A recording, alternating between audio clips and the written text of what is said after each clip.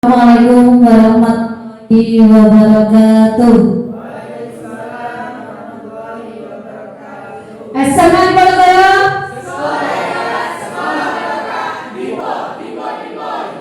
Tepuk tangan. Alhamdulillah, alhamdulillah, wala haula wala quwwata illa billah. Yang saya hormati Bapak Kepala Sekolah SMA di Ponorogo Nganjuk, yang saya hormati Bapak Ibu Guru Dewan Guru SMA di Ponorogo. Syukur alhamdulillah di pagi yang cerah ini kita dapat berkumpul di aula SMA di Ponorogo dalam keadaan sehat walafiat dalam acara diseminasi guru penggerak. Salawat masalam tetap kita curahkan kepada junjungan Nabi Agung Nabi besar Muhammad Sallallahu Alaihi Wasallam. Semoga kita dapat syafaat di yaumil qiyamah. Amin amin ya rabbal alamin. Bapak Ibu, langsung saja acara diseminasi pagi hari ini sebagai berikut. Pertama, pembukaan. Kedua, sambutan kepala sekolah. Ketiga, pemaparan diseminasi oleh guru penggerak. Keempat, penutup. Marilah acara ini kita buka dengan bacaan basmalah. Acara yang kedua, sambutan kepala sekolah kepada Bapak Sidik Supriyadi SPD, kami persilakan.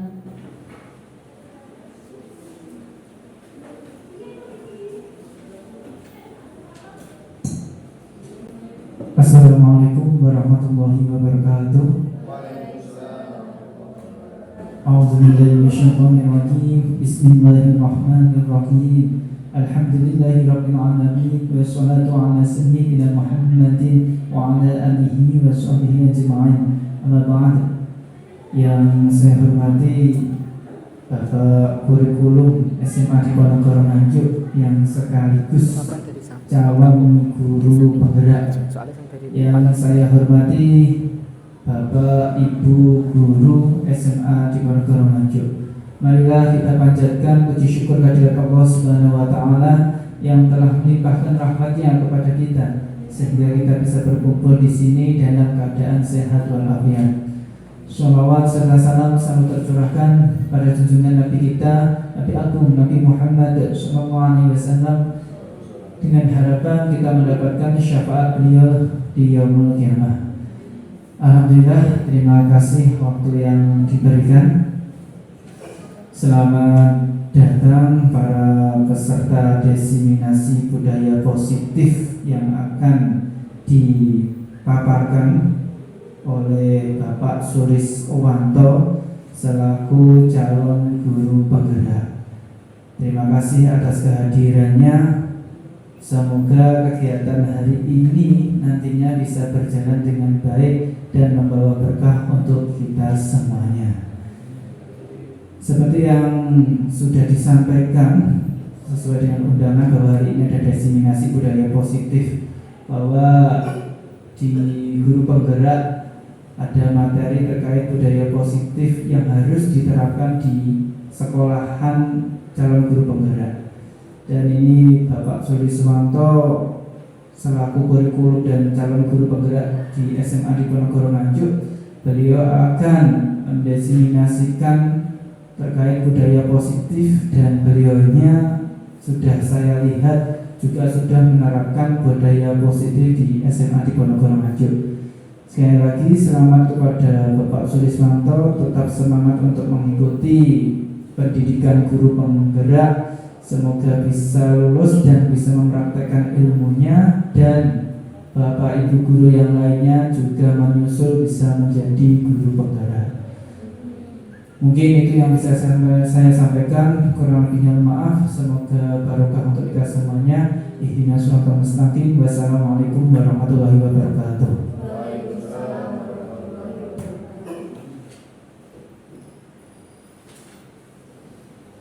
Terima kasih oleh Bapak Kepala Sekolah. Selanjutnya, pemaparan diseminasi budaya positif lingkungan sekolah di SMA di Ponorogo kepada Bapak Suliswanto SPD, kami persilakan.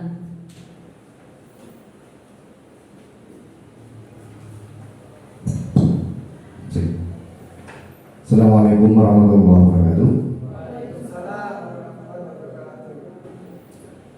Selamat Alhamdulillah sehat. Terima kasih atas waktu yang diberikan. Yang kami hormati Bapak Siti Supriyadi selaku Kepala Sekolah, Bapak Ibu Guru yang kami hormati. Alhamdulillah pada pagi hari ini saya diberi kesempatan untuk memberikan diseminasi berbagi hal positif di lingkungan sekolah. Ini adalah satu rangkaian program guru penggerak di angkatan 9, yang mana pada hari ini kita harus menyelesaikan modul 1.4 bahwasanya, yaitu mendiseminasikan budaya positif di lingkungan sekitar. Sekali lagi terima kasih banyak atas kehadiran Bapak Ibu semuanya. Semoga pada pertemuan pagi hari ini nantinya akan membawa hal-hal positif untuk kita semuanya. Ya, ini saya berdiri santai kemauan membawa latar PowerPoint. Sebelum kita masuk ke materi, di sini di banner ini disampaikan bahwasanya pada hari ini kita akan membahas satu budaya positif di lingkungan sekolah kita. Sebelum masuk ke tentang apa toh budaya positif yang ada di sekolah, saya hanya ingin tahu atau ingin bertanya kepada panjenengan. Ada 4 pertanyaan yang sudah saya rangkum terkait dengan budaya positif di lingkungan. Apakah Bapak atau Ibu panjenengan setuju bila titik-titik? Nah, di sini ada 4. Sakit dibersami ya? Sakit. Yang pertama, apakah Bapak Ibu setuju bila pemberian hukuman dapat mendisiplinkan siswa? Setuju. Yang setuju katakan. Nah, setuju ya? Oke. Enggak apa-apa, dijawab aja kan itu ya. Nanti harapannya setelah kita masuk ke materi, apa yang menjadi jawaban panjenengan itu nanti akan terjawab. Bener pun enggak? Oh, baik, hukum itu kira-kira benar menjadikan anak disiplin atau sebaliknya. Nanti akan dikupas tuntas di acara designasi pada pagi hari ini. Kemudian yang kedua, apakah Bapak Ibu setuju bila pemberian hadiah itu akan meningkatkan prestasi siswa? Setuju, semuanya setuju. Yang ketiga, apakah Bapak Ibu setuju bila guru harus mampu memberikan solusi untuk setiap siswa yang bermasalah? Setuju. Sangat setuju. Dan yang terakhir, apakah Bapak Ibu setuju bila guru berperan sebagai teman bagi siswa? Nah, ada batasannya. Berarti yang setuju coba katakan. Oh, yang tengah-tengah. Oh, kadang-kadang. Oke, kadang-kadang. Benar ya, kadang-kadang kita harus mungkin berbagi atau memposisikan diri sebagai teman kepada anak didik kita. Oke, kita coba nanti kita ulas mulai dari yang pertama sampai yang keempat. Nanti harapan saya panjenengan akan menemukan jawabanku bener boros. Coba kita masuk ke materi selanjutnya. Apa toh yang disebut dengan budaya positif? Budaya positif merupakan perwujudan dari nilai-nilai atau keyakinan universal yang diterapkan di sekolah. Nilai-nilai tentunya adalah hal-hal yang positif. Contohnya apa? Kira-kira berjabat tangan. Kemudian yang panjenengan lihat di sekolah kita ada beberapa nilai-nilai yang telah berkembang atau dikembangkan, yang mana kita anggap adalah nilai positif. Ada berjabat tangan di pagi hari. Kemudian gotong royong. Kemudian oh iya, datang dan anak-anak berangkat dan pulang itu kan selalu bersama sama Bapak Ibu guru. Oke, itu termasuk nilai-nilai yang luhur yang akan nantinya dikembangkan. Kemudian ada beberapa konsep yang pada pagi hari ini akan kita kupas. Tadi saya sampaikan bahwasanya kita pada hari ini akan membahas tentang lingkungan budaya positif. Jadi ada konsep inti budaya positif itu ada 1, 2, 3, 4, 5, 6, 7, 8. Ini yang nantinya mungkin menjawab pertanyaan panjenengan tadi. Yang pertama adalah perubahan paradigma belajar. Kemudian ada disiplin positif, nilai-nilai kebajikan, kebutuhan dasar manusia, motivasi perilaku manusia, posisi kontrol guru, keyakinan kelas, dan yang terakhir adalah segitiga restitusi.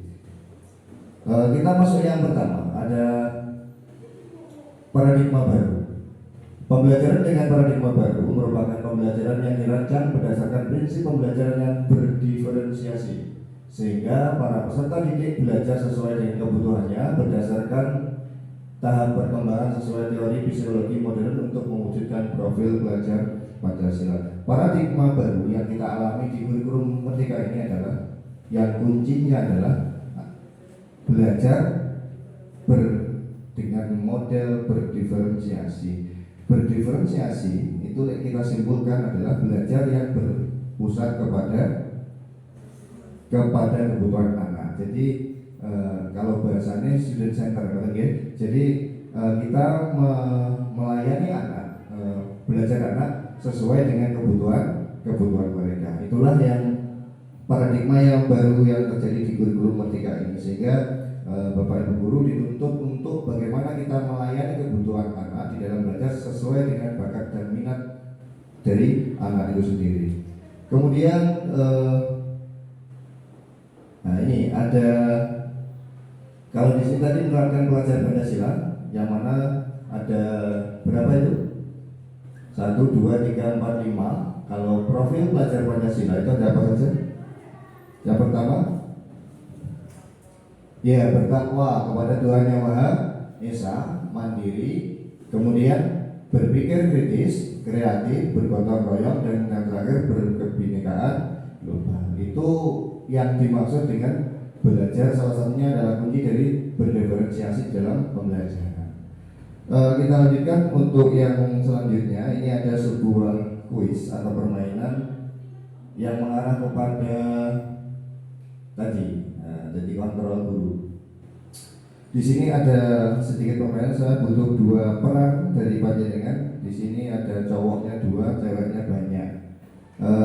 Mohon Pak Budi untuk berkenan maju ke depan dan Pak Sam, gitu ya, coba ke depan. Pak Budi dulu, Pak Sam maju, okay? 2 orang mencari satu pasangan Pak Budi. Begitu juga Pak Sam mencari satu pasangan. Pilih dulu pasangan yang panjenengan yakini pas untuk panjenengan, yang nantinya manut ke jenengan, ke ibu-ibu. Jadi pilih satu ibu-ibu untuk teman yang dapat menjadi kolaborasi yang cocok untuk panjenengan bermain. Siapa Pak Budi kira-kira? Silakan dipilih Pak, jangan manut. 1, ada 1, 2, 3, 4, 5, 6, 7. Monggo Pak Budi pilih salah satu. Kita mau bermain sedikit saja tentang kontrol diri. Siapa Pak? Oh Kak Eva, monggo Kak Eva maju. Di sini dulu sementara, gitu ya. Kurang 1 Pak Sam. Bu Ana, oke monggo Bu Ana maju.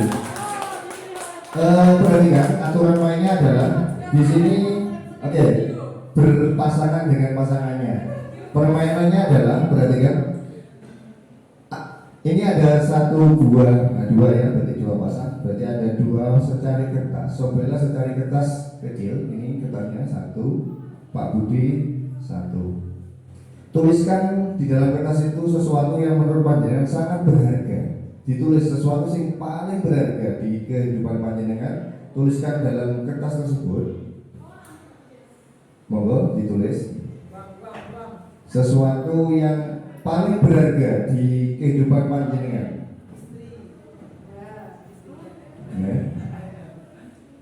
Kalau sudah, ya, itu bolpennya diletakkan pada. Ya. Kalau sudah Pak Bud, bisa digulung, bisa dilipat, kemudian genggam erat benda atau yang kamu panjenengan anggap sangat berharga, dimasukkan ke dalam kepala tangan seperti ini, kemudian semakin dipegang erat. Apa ya? Kalau sudah, diangkat ke atas boleh, dipegang seperti ini boleh. Tugasnya pasangan satunya adalah panjenengan adalah sebagai peran B, berperan sebagai teman yang B itu akan mencoba sekuat tenaga dengan berbagai cara untuk meminta pasangan tadi memberikan benda tersebut sampai di tangan panjenengan. Artinya apa? Genggaman tangan yang terkepal tadi sampai terbuka dan diberikan. Bisa dengan cara membujuk, mengancam, menghardik, merayu, atau menyuap, ya, atau menyuap, Apa saja agar dapat membuka kepala tangan tersebut. Bisa dipahami ya? Oke, silakan dilakukan mulai sekarang. Ya, bebas. Ya. Oke, itu dapat dipegang dulu. Oke. Oh, diparing nih. Oke, diparingkan ya. Ternyata diberikan. Oke, diberi tepuk tangan yang luar biasa kepada teman-teman kita. Diberikan ke saya, silahkan kembali ke tempat duduk. Ya. Tadi sedikit permainan. Ternyata apa yang dilakukan oleh Pak San dan juga Bu Feriana, begitu juga Pak Budi dan juga Bu Eva Yani, itu adalah suatu contoh bentuk kontrol diri. Jadi ada suatu miskonsepsi. Apa yang dilakukan itu sebenarnya tadi yang dilakukan oleh Pak Budi maupun Pak Sen kira-kira masih berada di mana? Kan gitu ya. Tadi dengan cara bujuk rayunya Bu Eva, akhirnya apa yang digenggam erat oleh Pak Budi pun terpaksa harus dilepaskan. Begitu juga Pak San. Jadi apa yang digenggam erat tadi yang menurut beliau berharga, apa Pak tulisannya? Keluarga sendiri. Oh Pak Budi. Kemudian satunya pengalaman. Dan ini adalah dari apa yang panjenengan lakukan tadi itu masuk di kategori seperti ini. Jadi ada sebuah miskonsepsi tentang teori kontrol. Seharusnya apa yang dilakukan Pak Budi maupun Pak Sam itu kira-kira tadi dari yang tadi berarti sistem kontrolnya itu masih berada pada diri sendiri atau orang lain. Diri sendiri atau orang lain? Orang lain. Kenapa kok orang lain? Iya, ternyata Pak Budi masih apa? Ya, masih terpesona, masih tergoda kan gitu ya. Apa yang disampaikan oleh Bu Eva. Berarti Pak Budi tadi sistem kontrol yang dilakukan oleh Pak Budi itu masih ada pada siapa? Orang lain. Begitu juga Pak Sam. Akhirnya masih terbuka. Seandainya tadi Pak Budi kukuh tidak mau membuka, artinya adalah maka sistem kontrol yang dilakukan itu adalah sistem kontrol yang sesungguhnya itu ada pada siapa? Diri kita sendiri. Itulah sistem kontrol. Jadi di sini ada sebuah miskonsepsi tentang teori kontrol, bahwasanya ilusi guru mengontrol murid, ilusi bahwa kritik dan membuat rasa bersalah mampu menguatkan karakter, ilusi bahwa orang dewasa berhak memaksa, dan yang terakhir ilusi bahwa semua penguatan positif, efektif dan bermanfaat. Nah, sistem kontrol itu sejatinya adalah ada pada diri kita. Tetapi ternyata juga tadi bisa dilakukan oleh pengaruh orang lain. Coba kita, nah ini disinilah letak yang dilakukan oleh peraga tadi, bahwasannya yang dulunya pada stimulus respon dan teori kontrol ini sangat kontrari. Nah, pada hari ini kita mencoba untuk memahami sistem kontrol yang sesungguhnya itu seperti apa. Ternyata di sini ada realitas kebutuhan itu adalah milik kita sama. Ya, realitas itu adalah realitas kebutuhan itu adalah sama. Itu menurut stimulus respon. Di dalam teori kontrol itu adalah kebutuhan seseorang itu berbeda. Kemudian semua orang melihat suatu hal itu adalah hal yang sama. Itu di dalam teori stimulus respon. Di dalam teori kontrol, setiap orang memiliki gambaran yang berbeda. Nah, kalau yang tadi itu kan masih dipengaruhi, artinya sistem kontrol masih pada orang lain. Berarti kira-kira tadi masih di stimulus respon atau sudah ke teori kontrol? Masih di stimulus respon, belum di teori kontrol. Kita mencoba mengubah orang agar berpandangan sama dengan kita. Inilah yang dilakukan tadi. Benar-benar. Ya, sehingga apa yang dipikirkan Pak Budi maupun Pak Sam, akhirnya mau nggak mau kan mengikuti apa yang disampaikan oleh orang lain. Itu berarti stimulus respon. Mencoba mengubah orang agar berpandangan sama dengan kita. Sama ketika kita menjadi guru dulu, seolah-olah anak-anak itu kita giring bagaimana mereka bisa berpikiran atau melakukan seperti apa yang kita minta atau kita perintahkan. Dan itu kalau di dalam teori kontrol dibalik menjadi kita berusaha memahami pandangan orang lain tentang dunia. Artinya apa? Setiap individu itu memiliki pandangan yang berbeda-beda. Itulah yang terjadi pada anak kita. Kemudian perilaku buruk dilihat sebagai suatu kesalahan.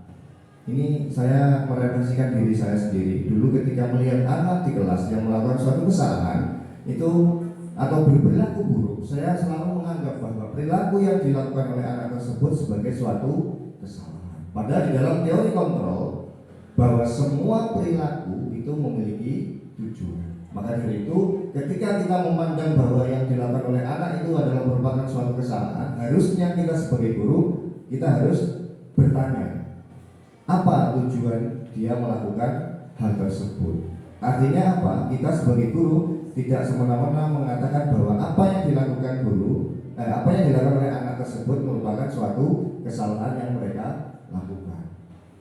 Ini adalah refleksi Bapak Ibu guru, terutama saya secara pribadi. Saya mulai memahami, jadi apa-apa yang pernah saya lakukan itu ternyata saya masih belum begitu menguasai atau mungkin belum memahami apa itu teori kontrol yang sesungguhnya menjadi seorang guru. Orang lain bisa mengontrol saya. Ini yang tadi dipraktekkan. Orang lain masih bisa mengontrol saya. Yang digenggam erat oleh Pak Sam maupun Pak Budi akhirnya harus dilepaskan dengan begitu. Padahal tadi dianggap barang yang digenggam itu adalah diyakini bahwa barang itu barang yang sangat paling berharga. Tetapi masih bisa dikontrol oleh orang lain. Di dalam teori kontrol yang dilakukan tadi harusnya adalah menjadi hanya Anda yang bisa mengontrol diri Anda. Seharusnya tadi secara mati-matian karena itu dianggap barang yang paling berharga, maka berusaha sepenuh tenaga supaya genggaman tadi tidak sampai terbuka. Oke. Kemudian saya bisa mengontrol orang lain. Di dalam teori kontrol Anda tidak bisa mengontrol orang lain. Jadi orang lain itu sejatinya tidak bisa kita kendalikan. Nah, itu di dalam ilmu teori kontrol. Pemaksaan ada pada saat bujukan gagal. Kolaborasi dan konsensus menciptakan pilihan-pilihan baru. Nah ini, jadi bukan memaksa, tetapi memberikan sebuah kolaborasi atau mengajak berkolaborasi dan juga konsensus untuk menciptakan pilihan-pilihan baru. Jadi kita memberikan pilihan, bukan anak diberikan suatu pilihan, bukan dipaksa seperti apa yang kita inginkan. Dan terakhir, di dalam stimulus respon, model berpikirnya itu adalah model menang atau kalah. Tetapi kalau di dalam teori kontrol itu adalah model berpikir menang. Tidak ada yang kalah, semuanya menang, apapun bentuknya. Nah, itulah satu contoh yang telah diperagakan bahwa kita mengetahui bahwa teori kontrol yang sesungguhnya yang seharusnya kita pahami adalah seperti ini. Kemudian disiplin positif.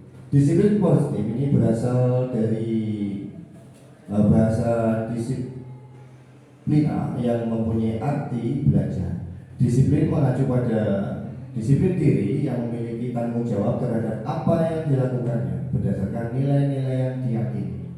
Nah, ini Bapak Ibu guru sudahkah panjenengan mempraktekkan atau bertanya kepada anak-anak di dalam kelas keyakinan apa loh yang mereka yakini untuk menjalankan kelas mereka? Sudah pernah mempraktekkan untuk membuat keyakinan kelas? Belum. Peraturan kelas? Sudah. Wali kelas sudah membuat peraturan kelas ya?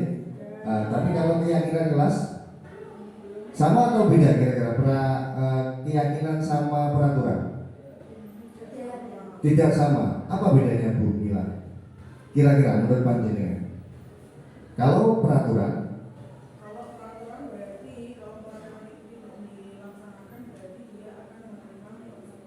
iya. Kalau keyakinan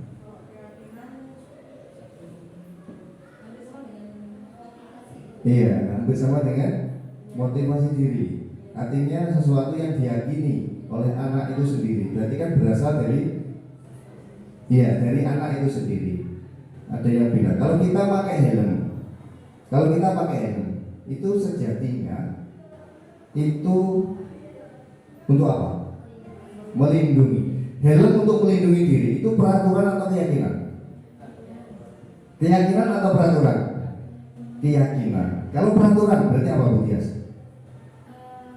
Pakai helm supaya tidak ditilang. Benar sekali. Jadi orang memakai helm secara aturan adalah supaya tidak ditilang. Padahal secara keyakinan seseorang yang memakai helm di dalam berkendara sudah bisa dipastikan adalah untuk diyakini. Saya sendiri juga gitu. Kalau memakai helm, saya meyakini dengan memakai helm maka demi keselamatan diri kita. Nah, itulah perbedaan peraturan dan keyakinan. Bukan berarti kok peraturan berarti untuk dilanggar, Pak. Ya salah satunya konsekuensi tadi. Jadi kalau melanggar peraturan kan ya ada konsekuensinya. Ada satu perbedaan yang kita pahami bahwa peraturan itu adalah berarti simulasi peraturan. Kalau memakai helm maka biar tidak ditilang. Berarti itu tumbuhnya dari sendiri atau karena ada unsur lain? Berarti kan eksternal. Tetapi kalau keyakinan itu adalah internal. Jadi unsur internal dari diri sendiri. Nah, inilah nanti yang akan kita praktekkan. Disiplin positif. Disiplin positif merupakan salah satu cara penerapan disiplin yang bertujuan untuk menumbuhkan kesadaran.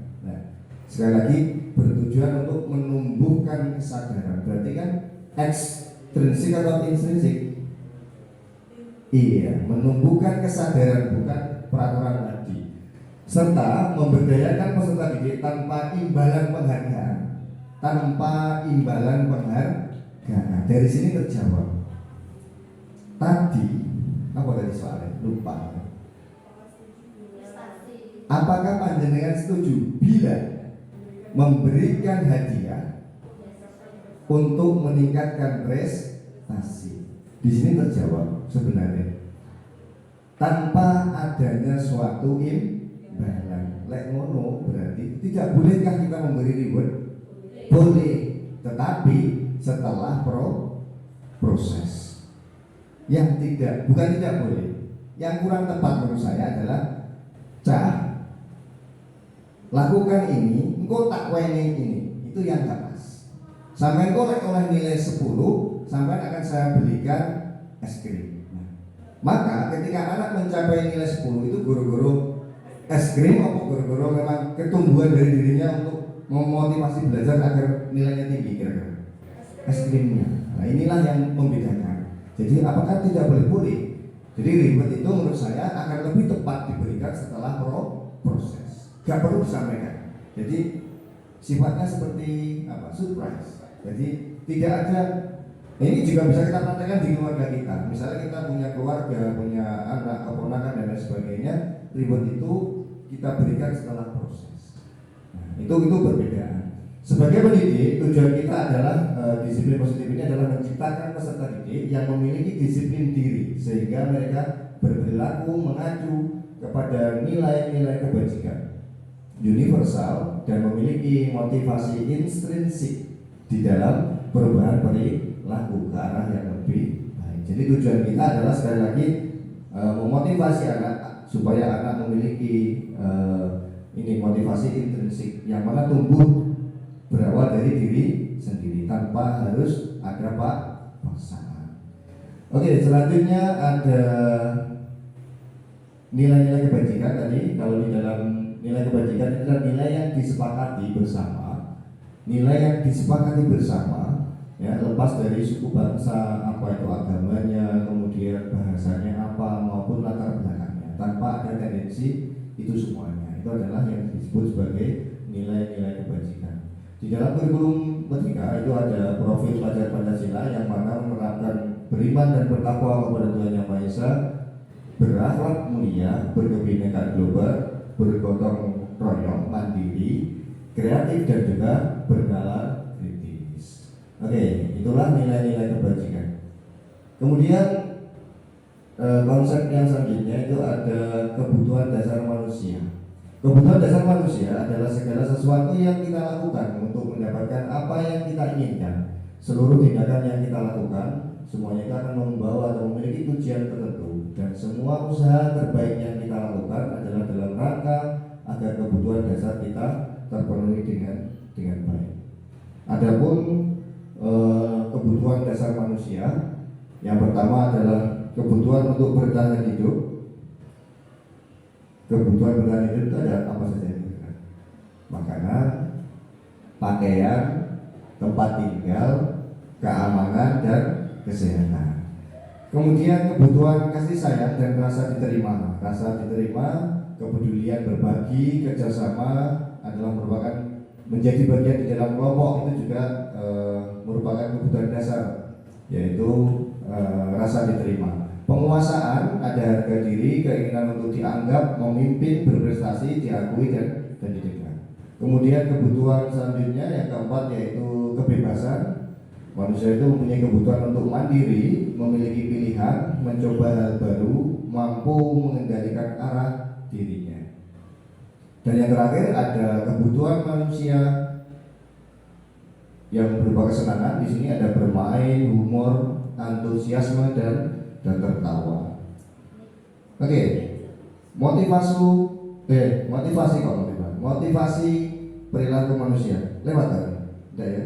Oke, motivasi perilaku manusia. Tadi disampaikan bahwasanya motivasi itu terbagi menjadi dua, ada motivasi intrinsik dan ekstrinsik.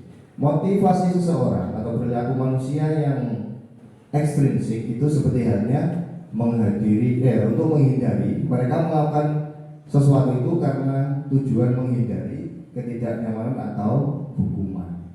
Nah, itu berarti tadi motivasinya tadi. Makanya di kelas itu yang telah kita jalankan selama ini kira-kira peraturan atau keyakinan, kan gitu ya. Nah, ini kelihatannya kita sebagian besar itu masih berupa peraturan, belum ke keyakinan. Kenapa? Berarti kalau gitu kan motivasinya artinya sudah berbeda. Karena anak melakukan sesuatu karena biar tidak dihukum. Nah, peraturan itu kan semuanya cenderung ke sebuah suatu hal yang mana anak-anak itu berusaha untuk tidak melakukan atau melanggar aturan tersebut. Berarti itu cenderungnya kira-kira motivasi yang dilakukan oleh anak itu nantinya kira-kira cenderung ke intrinsik atau ekstrinsik? Ekstrinsik. Kalau kita amati semua peraturan itu yang dibuat itu nantinya tujuannya adalah anak itu sendiri, maka dia berupaya bagaimana dia tidak melanggar aturan tersebut, kan gitu ya. Nah, itu sangat berbeda dengan yang motivasi intrinsik. Kalau motivasi intrinsik itu anak atau orang itu akan menjadi menjadi orang mereka yang mereka inginkan. Jadi untuk menjadi orang yang mereka inginkan dan menghargai diri sendiri dengan nilai-nilai yang mereka percayai, itulah motivasi intrinsik. Jadi kalau motivasi ekstrinsik, mereka melakukan hal tersebut untuk menghindari ketidaknyamanan atau hukuman. Selain itu juga mereka melakukan hal tersebut untuk mendapatkan imbalan penghargaan dari orang lain. Nah, inilah yang masih sering terjadi pada kita. Jadi kita meminta anak-anak untuk melakukan sesuatu dengan kita beri suatu imbalan. Oke, selanjutnya ada hukuman, kemudian konsekuensi dan restitusi. Hukuman itu merupakan suatu yang tidak terencana atau tiba-tiba. Murid tidak tahu apa yang akan terjadi atau tidak dilibatkan. Bersifat satu arah, ya, berupa hukuman fisik atau psikis. Kemudian ada konsekuensi, itu sifatnya adalah terencana. Tadi disampaikan Bu Mila, ada konsekuensinya, Pak. Ya. Kemudian disepakati sesuai peraturan. Kalau nggak mematuhi peraturan, maka konsekuensinya adalah titik, gitu. Itu berarti konsekuensi. Dan yang terakhir ada restitusi. Murid tetap dibuat tidak nyaman. Sikap guru selalu memonitor murid, itu konsekuensi. Sedangkan restitusi adalah proses menciptakan kondisi bagi murid untuk memperbaiki kesalahan. Proses kolaboratif yang mengajarkan murid untuk mencari solusi sendiri. Dan disinilah fungsi seorang guru. Jadi ada kita kira-kira dari 3 ini yang sering kita lakukan itu hukuman, konsekuensi ataupun restitusi. Nanti kita jelaskan restitusi itu piye. Dari 3 hal ini kira-kira yang terbaik yang mana? Yang terbaik yang mana? Dari pemaparan ada hukuman, konsekuensi dan restitusi, kira-kira yang terbaik yang mana? Restitusi itu yang paling bijaksana. Nah, tapi kok tersenyum ya? Nah, kira-kira restitusi ini sudah kita lakukan atau belum? Kan gitu pertanyaannya. Oke, saya secara pribadi juga gitu. Jadi restitusi inilah yang menurut saya adalah yang paling menjadi solusi terbaik. Oke, nggak apa-apa Bapak Ibu. Jadi kita dari sini kita akan menyadari, oh ternyata itu saya masih seperti ini. Akan lebih gamblang lagi kita kupas di sini. Tadi sama ya. Posisi kontrol guru. Ya. Kira-kira Bu, panjenengan ada di mana? Atau saya sendiri itu ada di mana? Apakah saya adalah seorang yang penghukum? Saya adalah sering membuat merasa bersalah pada anak, atau saya sebagai pemantau, teman atau manajer. Nanti juga akan tahu. Oh, berarti yang paling tepat ini. Oh, kapan saya harus memposisikan diri sebagai teman? Tadi Bu Eva mengatakan kalau sebagai teman, banyak kan ada yang sebagai teman tapi harus ada batasan. Nah, inilah dari sini maka kita akan tahu kapan saya harus menjadi teman, kapan saya harus menjadi pemantau, kapan saya harus menjadi manajer. Dan penghukum, apakah saya boleh menjadi seorang penghukum? Kan itu. Oke, coba kita lihat slide selanjutnya. Masih semangat ya? Masih semangat ya? Oke, kita cek. Masih semangat? SMA di bawah yuk. Dipo. Oke, luar biasa. Guru ini Dipo semua uangan ya. Oponen murid ya. Oke, niki Bu, kita coba lihat penerapan 5 posisi kontrol seorang guru. Ada satu kasus, siswa itu tidak memakai atribut lengkap saat upacara bendera. Ini SMA di bawah banget, ya. Nah, SMA di bawah banget. Terus kasus itu nyopo kan gitu ya. Ada seorang guru mengatakan gini, nak, kamu tidak memakai atribut lengkap. Silakan hormat bendera selama 1 jam. Nah, itu kira-kira apa yang dilakukan oleh seorang guru tadi? Iya, jelas itu adalah seorang guru tadi menghukum anak. Nah, terus saya menghukum nyampo kan gitu ya. Dari kasus itu ada lagi guru lain, anggap aja guru lain mengatakan gini, berapa kali Bapak harus memberitahu kamu, ini mbuh timbane sapa iki. Kamu selalu saja mengecewakan Bapak. Bapak ini wali kelas kamu. Kamu tidak memakai atribut lengkap. Sama, kasusnya sama ini. Di kasus yang sama, cuma yang disampaikan berbeda. Yang satu tadi meminta anak tersebut hormat bendera selama 1 jam. Ini anak kita pernah gitu? Pernah gitu? Pernah. Tapi nggak apa-apa, umum kita masih proses belajar. Kemudian dan di kasus yang sama, tetapi posisi guru itu bukan penghukum, melainkan sebagai pembuat merasa bersalah. Berapa kali Bapak harus memberitahu kamu, kamu selalu saja mengecewakan Bapak. Kira-kira dengan mengatakan seperti itu, anak sudah merasa bersalah atau tidak? Sudah atau belum? Sudah.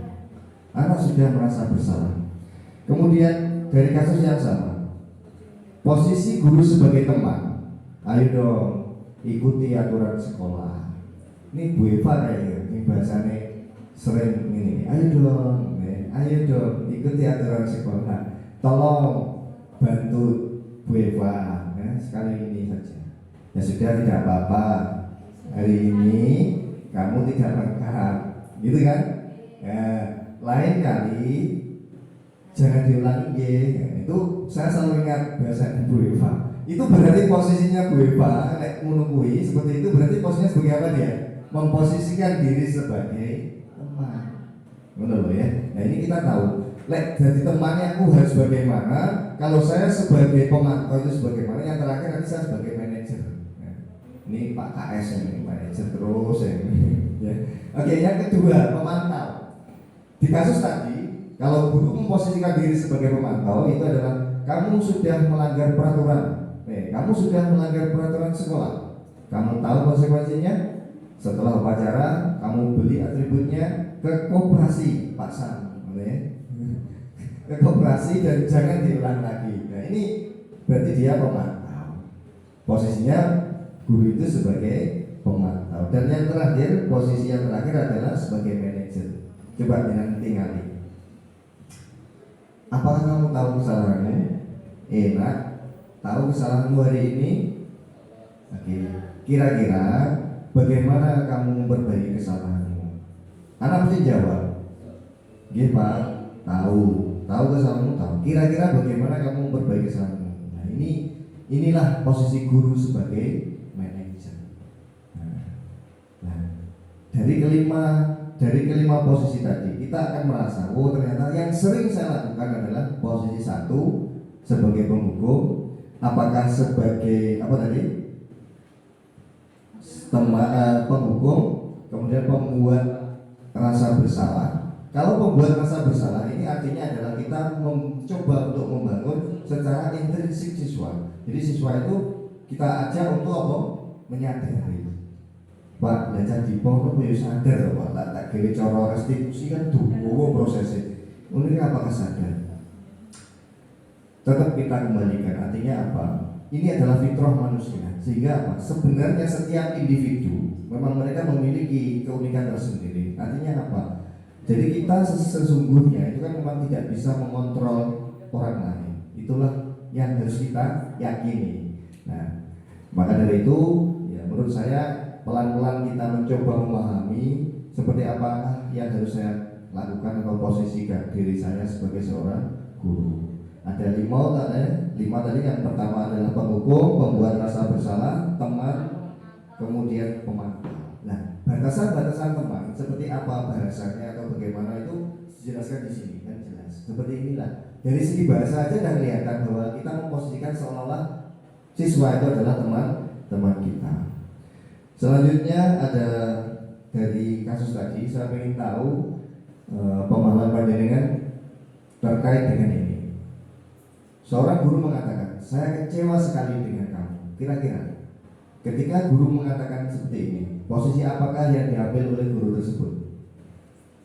Saya kecewa sekali dengan kamu. Oke, benar. Jadi posisi guru ketika mengatakan seperti ini, maka guru berusaha memposisikan diri sebagai pembuat rasa bersalah kepada anak. Nah, tujuannya apa toh Pak? Tujuannya adalah membangun tadi sebenarnya menurut saya adalah ini membangun intrinsik, motivasi intrinsik pada siswa, menyadarkan kepada siswa bahwa dia itu melakukan satu kesalahan. Dan itu akan lebih baik lagi ketika memposisikan diri kita juga sebagai manajer. Lek bersalah, terus apa cara kamu untuk memperbaiki kesalahanmu ini? Dan kita beri suatu pilihan kepada anak. Anak akan mengatakan, oke Bu, besok saya akan membeli. Karena kita tidak tahu apa yang terjadi pada anak sehingga dia harus melanggar itu. Bisa jadi mungkin memang belum punya uang untuk membeli dan sebagainya. Inilah tujuan bahwasanya kita tidak bisa mengontrol sepenuhnya itu mengontrol orang lain. Itu kemudian yang kedua ada lagi suatu ini yang disampaikan oleh guru bahwa kamu tidak pernah benar melakukannya. Kira-kira posisi apakah yang diambil oleh sang guru itu? Kamu tidak pernah benar melakukannya. Apa kira-kira? Ada yang tahu? Dari kelima tadi, kamu tidak pernah benar melakukannya. Ini sama. Posisinya adalah mengambil posisi sebagai apa? Iya, merasa bersalah. Sama. Yang selanjutnya, apa rencanamu untuk menyelesaikan masalah ini? Sebagai kontrol, sebagai apa? Manajer. Ayolah lakukan demi Bapak.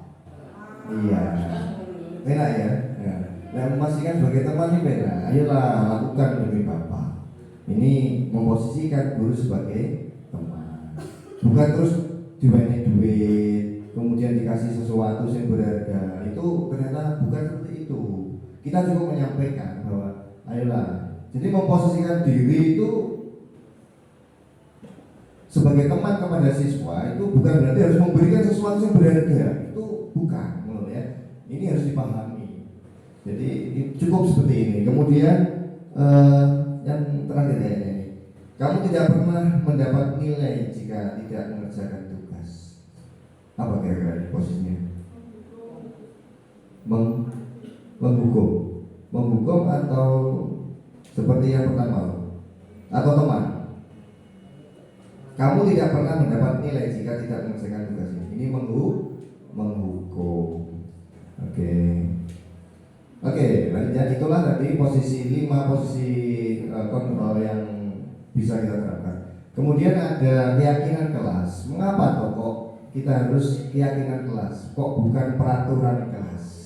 Tadi sudah di awal sudah kita singgung sedikit. Kenapa kok harus keyakinan bukan peraturan? Tadi disampaikan dari Bu Tias juga bahwasanya kalau keyakinan itu adalah tumbuh atau berasal dari diri anak itu sendiri atau motivasi internal sang anak, intrinsik sang anak. Sedangkan peraturan itu biasanya dilakukan oleh anak demi indikasi-indikasi tertentu atau karena apa itu faktor ekstrinsik supaya bla bla bla bla bla bla. Itu adalah aturan. Memakai helm biar tidak ditilang. Padahal ya, gak pakai helm misalnya jatuh kan betapa bahayanya kan itu. Itulah perbedaannya. Nah, jadi kita sudah mencoba ya. Saya ada fotonya cuma ada di HP saya. Saya sudah beberapa kelas saya mencoba untuk membuatnya. Saya membentuk suatu keyakinan kelas. Itu sangat menarik sebenarnya. Nah, ini peraturan kelas itu atau keyakinan kelas keyakinan kelas itu sifatnya adalah abstrak. Berupa pernyataan universal, kemudian dibuat dalam pernyataan yang positif. Tahu ya pernyataan positif? Seperti apa contohnya kalimat positif? Keyakinan dilarang membuang sampah, itu kira-kira positif atau negatif? Keyakinan kelas dilarang membuang sampah, itu kalimat positif atau negatif? Negatif. Seharusnya bisa diganti menjadi buanglah sampah pada tempatnya, menjaga kebersihan kelas. Itu adalah kalimat positif. Tidak tidur di dalam kelas, positif atau negatif?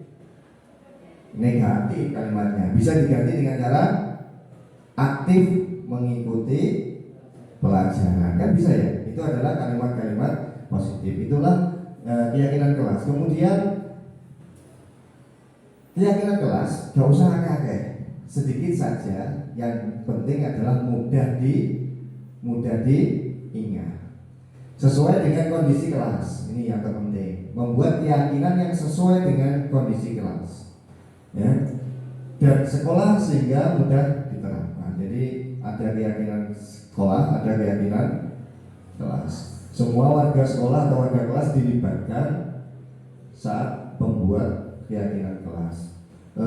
Itu prosesnya. Nanti mungkin bisa kita coba bagaimana kita menerapkan keyakinan kelas. Biasanya Bapak Ibu, ini juga bisa kita terapkan di awal-awal KBM. Jadi kalau saya biasanya juga membuat, dulu itu membuat yang namanya, kalau saya dulu belum tahu ini namanya keyakinan, saya hanya membuat bahasanya kesepakatan kelas. Saya dulu masih kesepakatan, saya dapat ilmunya juga dari LGMP. Saya membuat kesepakatan, contoh bagaimana kita memberikan tugas-tugas kepada anak. Ini bukan kelas tapi pelajaran mungkin. Itu saya biasanya juga membuat kesepakatan dengan anak-anak. Misalnya ketika anak tidak mengumpulkan tugas ke saya sampai 3 kali, maka harus apa dan sebagainya. Itu masih seperti itu. Nah, sekarang ternyata bisa lebih global lagi, mungkin langsung di kelas atau di permapel pun juga tetap bisa dilakukan. Jadi keyakinan mata pelajaran geografi misalnya, nah, anak-anak itu meyakini geografi itu ternyata itu menyenangkan, geografi itu penting, geografi itu apa namanya, menyenangkan, penting, ya bermanfaat, itu yang penting ya, dan sebagainya dan sebagainya. Itu bisa dibangun di awal, sehingga ini adalah mengajak anak bagaimana menumbuhkan suatu motivasi intrinsik pada anak menyenangi atau menyukai akan pelajaran kita. Kemudian ini yang saya sampaikan tadi, segitiga restitusi. Apa tahu segitiga restitusi? Segitiga restitusi itu kan di sini dikatakan sebagai proses dialog yang dijalankan oleh guru agar dapat menghasilkan murid yang mandiri dan bertanggung jawab. Ini restitusi itu kan merupakan suatu proses untuk menciptakan kondisi anak itu bisa sadar, ya, memperbaiki kesalahannya. Itu restitusi.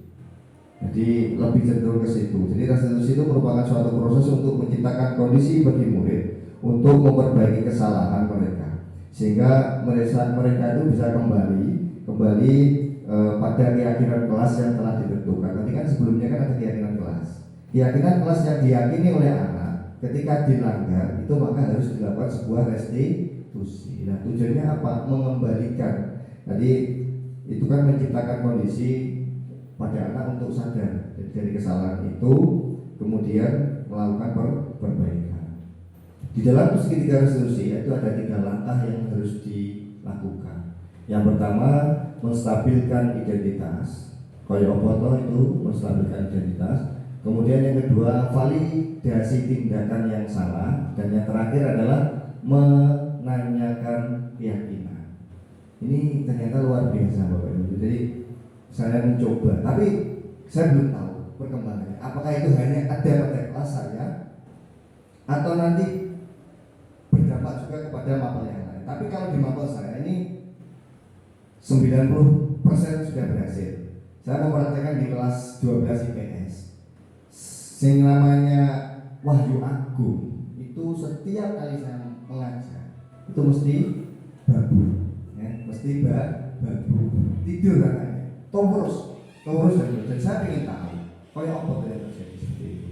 Nah, sebenarnya masih ada lagi pasien saya di situ di kelas itu 2, ada Yolanda, ada satu lagi Sopo ya. Itu setiap saya ngulang ngomong hilang anak itu, kemana dia? Ini mungkin nanti saya juga akan coba pendekatan secara segitiga restitusi. Nah, nanti ada contohnya yang saya lakukan, sudah saya rekam. Menstabilkan identitas. Apa tahu menstabilkan identitas itu? Ini menstabilkan identitas. Ini adalah berbuat salah itu adalah wajar. Jadi gini, proses yang pertama ketika kita menggunakan restitusi ini, tiga restitusi itu adalah langkah menstabilkan identitas. Itu maksudnya adalah kita menyampaikan kepada anak bahwasanya berbuat salah itu adalah suatu wajar. Nah, ada anak bersalah itu tidak langsung kita salahkan. Jadi kita menyampaikan kepada anak bagian dari proses pembelajaran. Jadi gini, berbuat salah itu adalah wajar. Tidak ada manusia yang sempurna. Ini kalimat-kalimat yang bisa kita pakai di dalam menstabilkan identitas. Kita sadarin kepada anak kita sampaikan, ya, tidur itu adalah nikmat, kan? Iya, kesalahan. Dia melakukan satu kesalahan. Mungkin saya, Pak Wanto itu juga pernah melakukan suatu kesalahan. Kesalahan itu adalah wajar. Tidak ada manusia yang sempurna di dunia ini. Bapak juga pernah melakukan hal itu. Kemudian Bapak tidak mau mencari siapa yang salah, tapi Bapak ingin mencari solusi permasalahan ini. Ini adalah bentuk cara kita menangani suatu permasalahan. Pak, ini wali kelas ponteng kayaknya. Dicoba sedikit tak lakoni ini. Wah, orang serantan kesuwen, langsung goblok tok nih. Sudah panggil. Nah, itu ya nggak apa-apa, itu kan dulu kita mungkin belum begitu tahu. Nah, ternyata menurut saya cara ini sangat efektif. Ini kan aslinya kan menyentuh sang anak, secara tidak langsung menyentuh kepribadian anak. Bagaimana menyadarkan anak? Ini yang terpenting.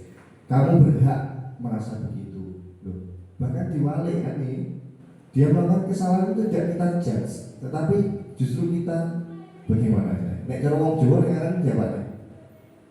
Ya didem-dem, ben gak kobo, didem-dem. Ya, le gak kobo le, ya.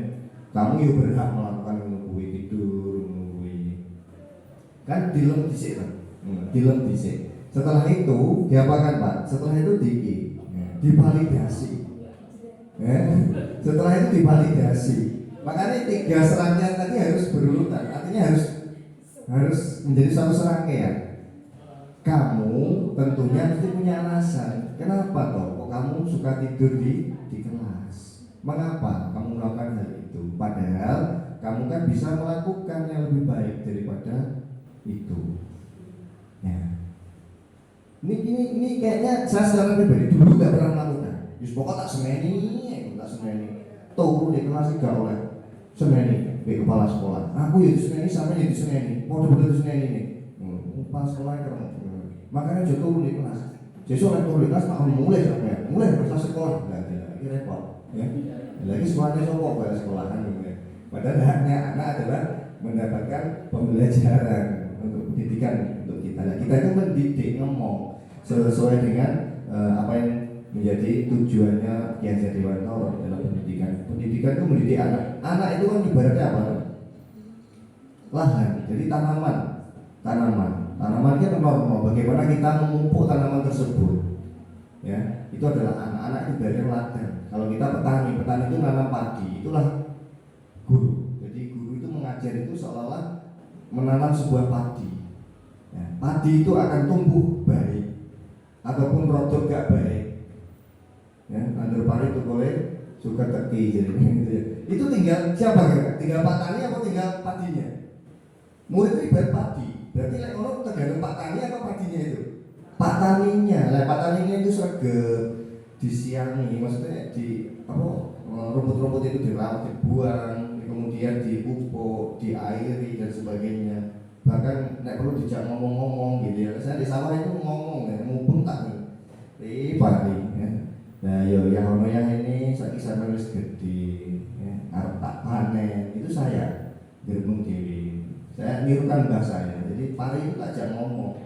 Ya, karena padi itu katanya manusia seperti manusia. Itu benar ternyata. Jadi bisa ngomong. Ini bahasa itu punya kebiasaan seperti itu. Sehingga itu sebenarnya adalah wujud kecintaan nih. Jadi merawat tanaman. Kalau buana itu mungkin juga di rumah itu ada sang suami. Kalau bunga itu nggak hanya dipupuk, iya buana ya. Kadang diajak ngobrol juga. Nah itu saking apa nih? Ya mencintai tadi, artinya begitu pedulinya terhadap itu. Sama kita juga kepada siswa juga gitu. Jadi tidak gampang mengejar, tetapi tidak ngobrol. Bahkan tadi menggunakan restitusi yang pertama, diapakan tadi? Distabilkan identitasnya. Nah, kesalahan itu wajar terjadi pada siapapun. Bapak juga pernah melakukan suatu kesalahan. Nah, kemudian setelah stabilkan, kemudian divalidasi. Kenapa toh kamu itu kok melakukan hal itu? Padahal kamu kan bisa melakukan hal positif yang lainnya yang lebih baik. Kamu patut bangga karena kamu telah melindungi sesuatu yang penting buatmu. Kamu melakukannya karena mempertahankan sesuatu yang penting bagi kamu. Ini malah dikuatkan, ya, malah dikuatkan. Dan yang terakhir menanyakan keyakinan. Nah ini.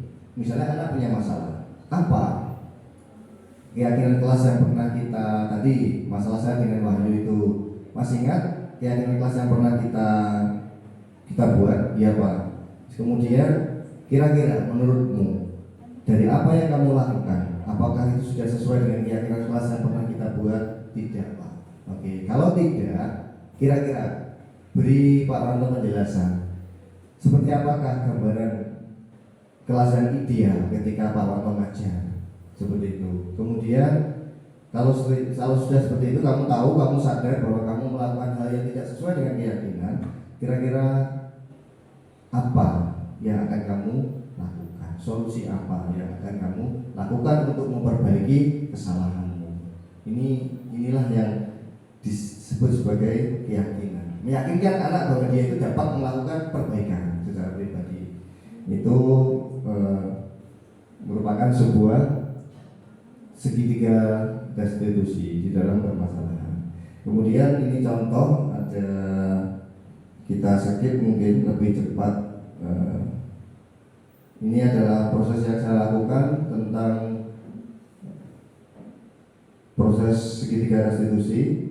Ada 2 kasus. Kasus yang pertama adalah terjadi pada anak kita yang namanya tadi ya, videonya nggak ada di sini, seharusnya videonya ini ada di sini.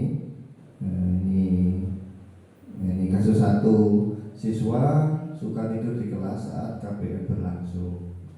Ini siapa dia? Apakah sama dengan jenengan? Kayaknya sama. Lah, kiblat ini anaknya. Ini masuk. Ini bukan ruangan saya pinjam ruangan. Karena yang milik ruangan gak ada, tak pinjam. Ya di sini. Ini aku gitu namanya. Ya ini ada suaranya. Intinya ada di sini. Saya mencoba bertanya kepada Agung. Gung, sadar pora Gung, sadar. Ini tiga step tadi saya lakukan untuk saya coba untuk terapkan kepada si Agung. Yang jelas, misalnya beberapa pertemuan nih tidak melakukan hal yang sama. Wimbo kronopi. Nah ini kita kan sekali lagi kita kan mencoba, artinya kita coba terapkan dan kita coba. Karena apa? Karena dia berjanji. Karena saya memberikan solusi. Di tahap yang ketiga itu kita meyakinkan kalau kamu sudah sadar bahwa apa yang kamu lakukan itu tidak benar, maka kira-kira solusinya apa? Saya tidak mengulang. Aturnya gitu lah. Apakah ini hanya di kelasannya atau di kelasnya cek tidur kan? Kalau cek tidur karena jenengan belum mempraktekkan ini atau bagaimana kan gitu ya? Ini pertanyaannya.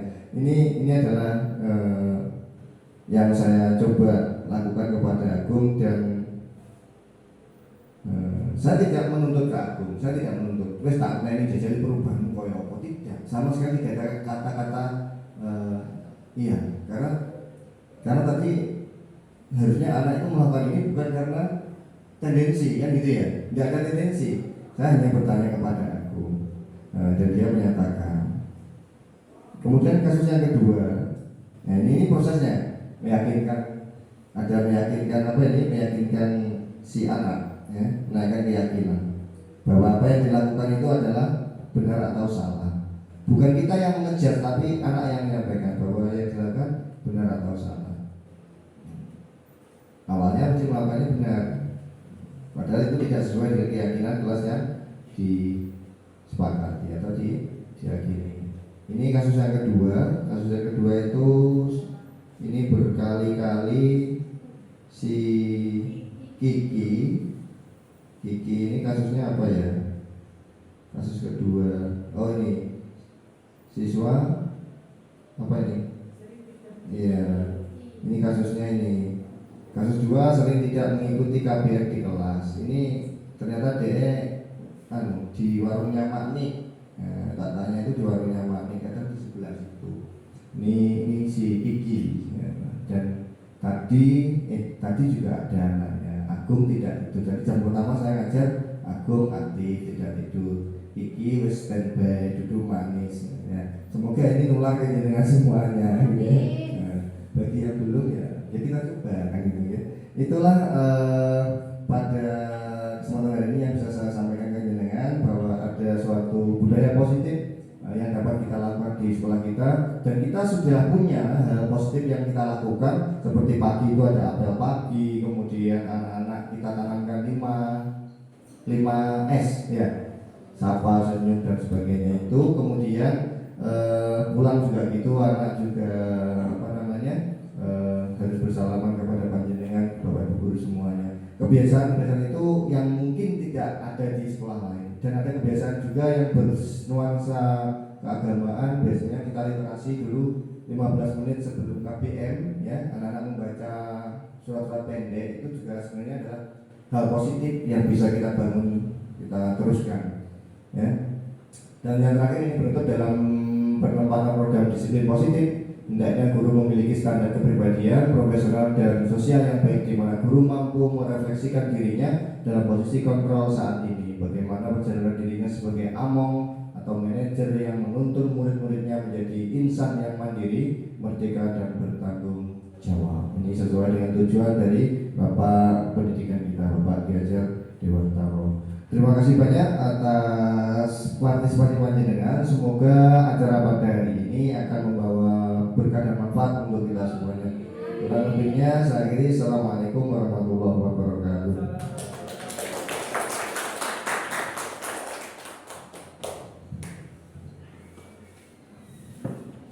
Terima kasih Bapak Ibu, itu tadi paparan dari calon guru penggerak desiminasi. Semoga apa yang disampaikan bermanfaat untuk SMA Diponegoro.